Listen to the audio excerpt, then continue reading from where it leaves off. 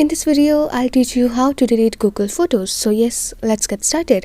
First, go into your Google Photos, the application itself, and you will have all of your photos and videos on your Google Photos application. And you want to delete a certain photo, then you simply click on that photo like this, and you click on delete. And it says move to bin, so you click on move to bin.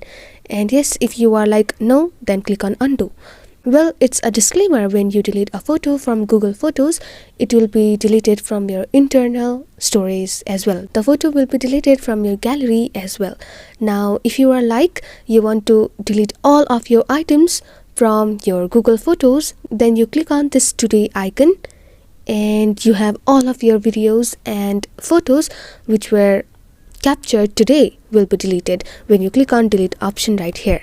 And yes, once again, please have a backup for your important documents or any photos. So yes, that's it. You can select to the respective category and you can delete the Google Photos. Well, if you are like no, I want to delete all of my pictures or videos or photos from Google Photos, then you simply click on the first photo or video, then you simply drag at the bottom like yes, all of your photos and videos, they get selected, and it may take some time, but you will have the thing selected.